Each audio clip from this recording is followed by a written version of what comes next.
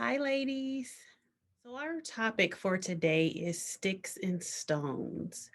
The scripture is Proverbs 18 and 14. In this scripture, it says, "A person's spirit can endure sickness, but who can survive a broken spirit?" Words are the most important tool that someone can use against us. We never forget the things that were said to us, especially when it was something hurtful. Words can cause us to experience emotional trauma and issues. Those emotional issues are often more serious than physical ailments. According to the National Coalition Against Domestic Violence, I have three statistics I want to share with you. 48.4% of women have experienced at least one psychologically aggressive behavior by an intimate partner. And by psychologically aggressive, I'm talking about being talked down to, maybe being yelled at, being called names. That is considered psychologically aggressive. The more interesting statistic is that 53.8% of Black women have experienced this same type of aggression in their lifetime. So at least one time, 53.8% of Black women have experienced this. Another statistic I would like to share with you is that women who earn 65% or more of their household's income are more likely to be psychologically abused than women who earn less than 65% of their household's income. And this is pretty striking because if you think about it, in today's family setups, a lot of times it's the women who are working. Sometimes some of the men are laid off or they just aren't able to find work. So it's the women who are making the bulk of the income in the household. The last statistic that I want to share is that subtle psychological abuse is more harmful than either overt psychological abuse or direct aggression. And direct aggression is like being hit or pushed, being touched in some way. Now, we've all heard the saying, or we've even said that sticks and stones may break my bones, but words will never hurt me. Well, that's a lie because words can make us wish sometimes that our bones were broken instead. Verbal abuse is just as bad, if not worse, than physical abuse. And when I say that, I'm not taking anything away from, I'm not trying to downplay physical abuse in any way, shape, or form. But the facts are that bruises and black eyes, those will heal. But those words, we hold on to those words, and they can and often do stay in our minds and our hearts forever. Some women may feel like, well, he's not abusive because he doesn't hit me.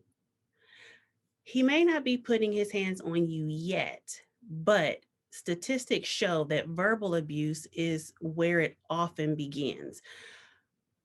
Words, the man's words can be so harmful and damaging to your self esteem and your character that it often takes a lot of counseling and actually lifestyle changes to get through it. Words can also damage in other ways, in other relationships. Words can damage your career, it can damage friendships and any other type of relationships that you may have. For example, if I say something negative about someone else to a group of people, and the group of people have never met the person that I'm speaking negatively about, they're automatically going to have the same feelings that I have about this person, even though they don't know them. They've never met them. They have no idea what they're like. But simply because what I've said about this person, now they've taken that on. And that's a problem because we often listen to what people have to say about others instead of forming our own opinions of that person. And for this reason, we have to be careful about listening to what people have to say to us about others because those words can be very damaging. Proverbs 18 and 21 tells us that life and death are in the power of the tongue, which means that we have the ability to speak great positive things, life into people. At the same time, we have the option, and notice I'm calling it an option, to speak negatively or to talk down to one another. It's a choice. This is what the saying should be. It should be sticks and stones may break my bones, but words can break my heart. When we free ourselves from this illusion or this thought pattern that we're supposed to be strong when it comes to emotional hurt and emotional pain, or the thought that it's just all in our mind, it's not real.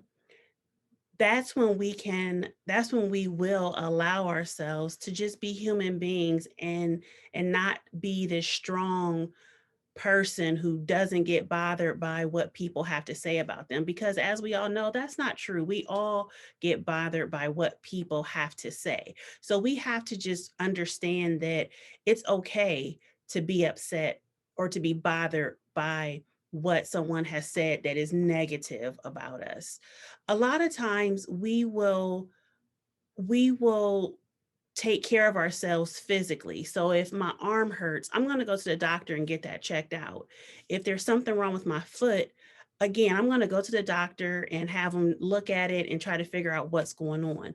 A lot of times, what we do with emotional hurt and emotional pain is that we ignore it. We don't go and try to get help with overcoming, with changing those feelings. So I just want to leave you with three ways that you can overcome the pain, the hurt from emotional abuse or emotional scars that you may have. The first thing I would encourage you to do is to take control of your thoughts. Take control of your thoughts. Our minds are the place where our thoughts run wild. And I know it's easier said than done, but we should not be worrying and dissecting every comment a person makes to us or about us. The word tells us in Philippians 4 and 8 that we should think on the good, the true, the honorable, the just things. That's it, and that's all. Again, I know it's easier said than done, but this is what we should be working to achieve. The second thing I would encourage you to do is to take control of your time. My grandma always says that an idle mind is the devil's workshop. So if we allow ourselves too much time to sit around and dwell on the negativity that we were told about ourselves, then those things will take control. Instead, we need to, with any spare time that we have, we need to insert Jesus. By that, I mean, listen to a gospel song when your mind starts going and you start thinking about those things that someone said to you or about you. Read a devotional, begin to pray.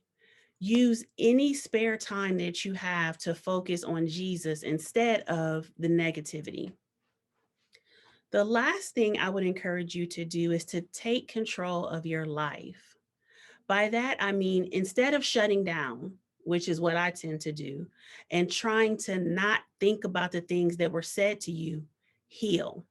That's right, heal. I saw a meme that said, instead of getting even, heal. And that was so powerful to me because if you're like me, when I get hurt, my first reaction is to lash out. But what this meme said to me is that my reaction might hurt the person or the people back in the same way that they hurt me. But in the end, I'll still be hurting. So instead, I need to think about it like this: I can only control me and not the other person.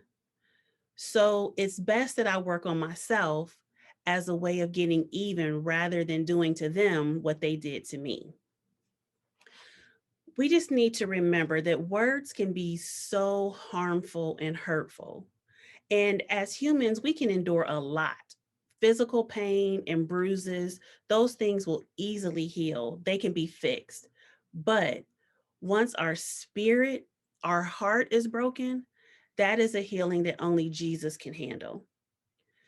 Just like finding our purpose is a process, so is healing. And this process, it can take a while. It can take weeks, months, and it's very likely that it can take years.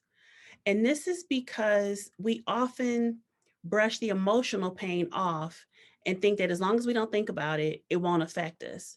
But in reality, the more we ignore it, the more it affects our hearts, our minds, and ultimately our lives. So, again, I encourage you, don't dwell on what someone said about you or to you. Believe what God says about you.